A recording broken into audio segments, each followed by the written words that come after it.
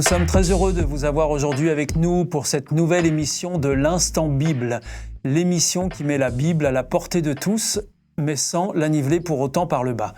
Et nous continuons nos échanges sur cette guerre qui se cache derrière toutes les guerres, le grand conflit entre les forces du bien et du mal. Et dans ce contexte, nous allons approfondir le rôle de la Bible et surtout l'utilité concrète qu'elle peut avoir dans nos vies. J'ai le plaisir, même le grand plaisir de recevoir sur ce plateau nos deux pasteurs. Le pasteur Philippe Leduc, bonjour. Bonjour. Bienvenue. Merci. Et le pasteur Pascal Rodet, bonjour. Bonjour Stéphane, bonjour à tous. Tout d'abord, posons-nous un peu le contexte dans lequel cette fameuse Bible, ce best-seller absolu, nous est parvenu. Ce livre a-t-il toujours fait autorité, pasteur Pascal Rodet, chez les chrétiens ? Ce livre a toujours fait autorité dans le monde chrétien, avec véritablement comme le livre par excellence de la parole de Dieu, d'où le fait que souvent on marque la Sainte Bible pour marquer vraiment l'appartenance comme étant liée à Dieu, écrit, enfin en tous les cas inspiré par Dieu dans les hommes de foi que l'on peut lire dans cette Bible. Et alors, est-ce que les chrétiens ont toujours eu accès à ce livre Alors ça, c'est une autre question. Un autre sujet. C'est différent. Il y a D'ailleurs, on va la poser au pasteur Philippe Leduc. Ça dépend des années, des siècles. Oui, il y a une période au Moyen-Âge où l'accès était presque interdit, et donc il fallait beaucoup de volonté pour accéder au texte. Alors bien sûr, avant l'imprimerie, la création de l'imprimerie, de fait, c'était compliqué, mais même après. Mais on peut dire aussi que même aujourd'hui, il y a certaines zones dans le monde où l'accès à ce livre est réglementé et très compliqué. Donc si on en revient au Moyen-Âge, en effet, il y a un moment où l'Église a souhaité que les paroissiens se contentent, entre guillemets, d'avoir accès au texte au travers d'un clergé, de spécialistes qui étaient en charge d'enseigner la population. Mais voilà, la population n'avait pas un accès direct à ce livre à l'époque. Et comment on peut expliquer justement cette volonté de ne pas vouloir donner accès directement à la Bible aux croyants, mais de devoir passer par une sorte d'interface en quelque sorte ? Déjà, le fait d'avoir accès soi-même, ça veut dire que la personne a moins d'importance du coup. Donc c'est moins valorisant pour les personnes qui enseignaient. Si vous n'avez pas besoin de moi, vous me le dites et puis je m'en vais. Donc, et puis voilà, celui qui sait, c'est celui qui a le pouvoir. De manière générale, on le dit souvent, hein. Quand on a l'information, c'est une forme de pouvoir qui est importante. Donc, quand on ne veut pas trop que certains aient du pouvoir, on leur cache un peu les informations et on s'arrange comme ça pour maintenir une certaine emprise sur eux. Parce que tant qu'ils ne savent pas, on peut leur dire, nous, ce qu'on veut. Et ils ne peuvent que nous croire puisqu'ils n'ont pas accès à la source. Et alors donc, je pense que si, d'ailleurs, c'est intéressant parce que pour justifier un peu cela, on disait toujours « Ah, mais c'est la Sainte Bible ». La personne de la rue n'a pas les capacités à comprendre la volonté de Dieu au travers de la Bible, donc ça ne peut être qu'un spécialiste qui peut décoder ça. C'est surtout autour de cela qu'on justifiait un peu le fait de ne pas le laisser à la portée de tous, avec, comme disait Philippe, cette volonté forte de garder cette connaissance pour soi-même. Et alors donc vous pensez que les vrais enjeux pour l'Église de l'époque, c'était justement de garder le pouvoir ? Dans un monde où la société était basée sur deux choses, le politique et le religieux, forcément, à un moment donné, il est plus facile de demander à la société de faire quelque chose lorsque je garde la connaissance et le pouvoir de la connaissance.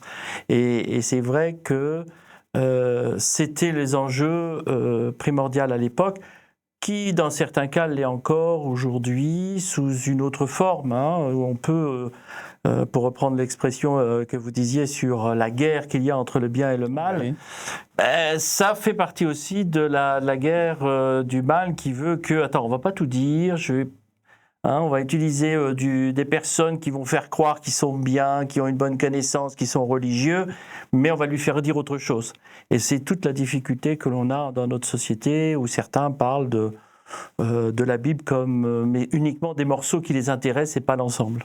Après, il faut dire que à cette époque-là, l'accès à la lecture était beaucoup moins large que l'est aujourd'hui. Et donc, Oui, déjà, il n'y avait peut-être pas moins beaucoup de avaient personnes accès. qui savaient lire. Voilà, donc ça c'est un grand frein aussi, dans ce sens-là. Et alors donc, pour les paroissiens eux-mêmes, cette restriction à l'accès à la Bible, quels enjeux ça revêtait pour eux? Ouais, ça veut dire qu'on est obligé de croire en la parole qui est donnée, puisqu'on n'a pas moyen de vérifier. Hein. Quand on est là pour vérifier, ça veut dire qu'on a un petit doute sur l'autorité de la personne qui nous parle. Donc forcément, l'autorité en question dit, écoutez, non, faites-moi confiance, point. N'allez pas vérifier, faites-moi confiance. Mais c'est toujours un petit risque. Hein. Alors quand la personne est honnête, il n'y a pas de risque. Hein. Mais quand il y a des choses qui ne sont pas très claires, on peut comme ça partir un peu à droite à gauche. On n'a pas de garde-fou. Donc c'était compliqué finalement de vérifier les enseignements qui étaient donnés à l'époque. Et si on devait se déplacer maintenant sur la ligne du front du grand conflit entre le bien et le mal, on pourrait se poser plusieurs questions. Tout d'abord, qu'est-ce que la Bible a de si particulier pour qu'elle puisse faire l'objet de persécutions, pasteur Pascal Rodet? Elle a la connaissance de ce qu'est Dieu véritablement. Quand on regarde dans le texte biblique, on a plusieurs livres, plusieurs personnages de foi des personnes, mais en particulier un personnage très important qui est Jésus. Et Jésus, c'est montrer ce qu'est véritablement Dieu son Père, concrètement au milieu de la société. Ce que nous avons, nous, c'est ce qu'il a témoigné. Ce que nous recevons, nous, de l'Écriture, de la Bible, c'est ce qu'il a vécu véritablement en Palestine au début de notre ère. C'est véritablement cette relation qu'il y a entre lui et la population.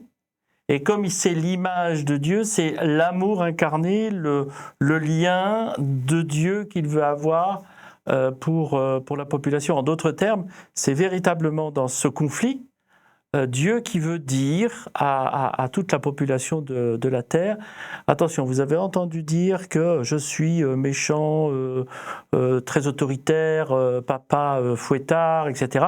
Alors que, regardez, lisez, voyez qui je suis vraiment. Alors, Philippe Leduc, la Bible a fait l'objet de persécutions, ça on peut le dire. Oui, et c'est d'autant plus étonnant qu'en effet, le message, ce n'est que l'amour qui est transmis dans ce livre-là. Il n'y a pas d'incitation à la haine, à tuer les autres, à faire du mal. Non, c'est un message très positif qui est derrière. Aimez vos ennemis, voilà. C'est quand même curieux que ce livre ait fait autant de problèmes, parce que son message est profondément positif et bienveillant. Alors maintenant, dans ce cadre de ce grand conflit entre le bien et le mal, en effet, quand le bien est mis en avant, c'est l'adversaire qui n'est pas content et qui s'arrange pour mettre des bâtons dans les roues. Hein, mais quand vous dites l'adversaire, de qui vous parlez? S'il y a deux camps, quand il y a un camp qui prend plus de place, le camp adverse se manifeste et essaye d'empêcher la transmission d'une parole qui est bonne, qui est forte.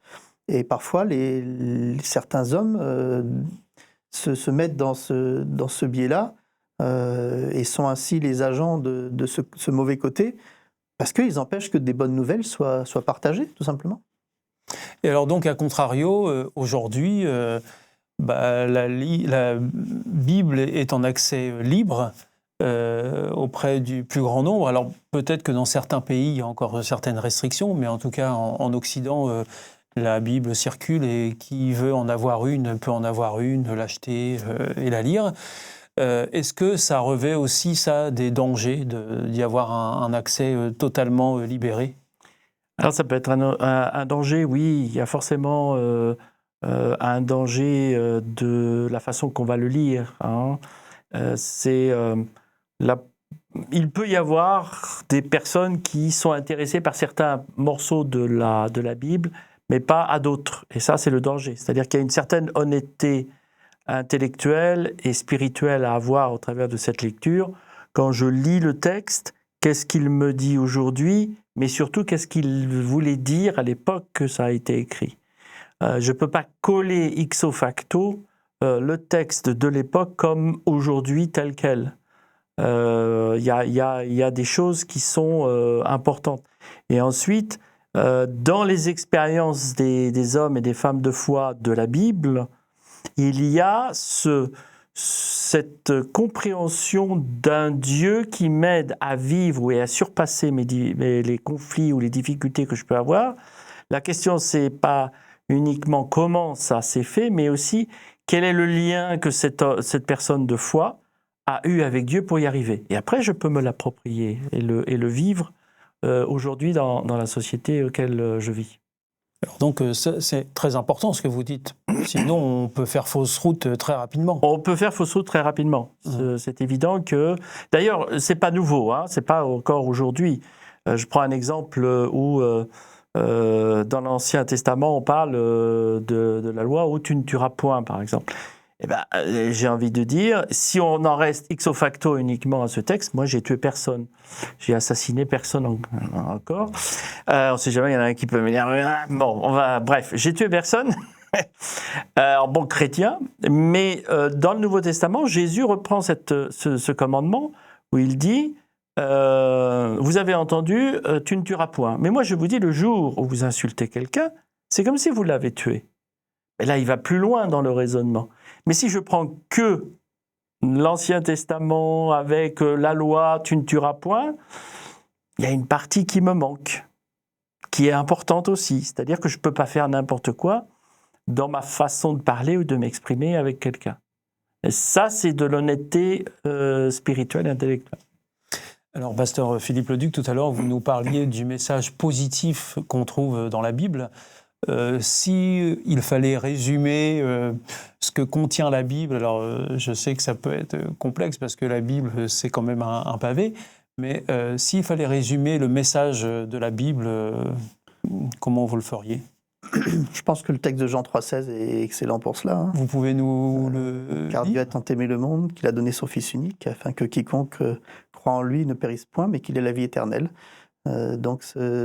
La Bible peut se résumer en l'action que Dieu a eue en envoyant son Fils pour le salut de tous. Donc c'est foncièrement une bonne nouvelle. Bonne nouvelle, le mot évangile signifie d'ailleurs bonne nouvelle. Et au cœur de l'évangile, il y a ce texte-là, Jean 3,16, un bon résumé de l'ensemble. Merci. Je vous pose la même question, Pascal Rodet. Si vous deviez résumer la Bible... Mais je résumerai la Bible avec un verset qui se trouve à la charnière entre la fin de l'Ancien Testament et le Nouveau Testament dans Malachie, où il est parlé, c'est les derniers versets, dernier, juste avant de passer au Nouveau Testament, où il dit avant la venue du jour du Seigneur, ce grand jour est terrible, je vous enverrai le prophète Élie. Il fera la paix entre les pères et leurs enfants, ainsi qu'entre les enfants et leurs pères. Alors, je ne viendrai pas détruire votre pays. Je trouve ça très intéressant parce que c'est tout à fait le résumé de la venue de Jésus. Ici, Élie, il y a longtemps qu'il a vécu sur terre en tant que prophète, mais le prophète Malachie est en train de nous dire Dieu souhaite qu'une chose, c'est de retrouver la relation qu'il y a entre le cœur d'un père et le cœur de son fils, sous-entendu entre lui et nous.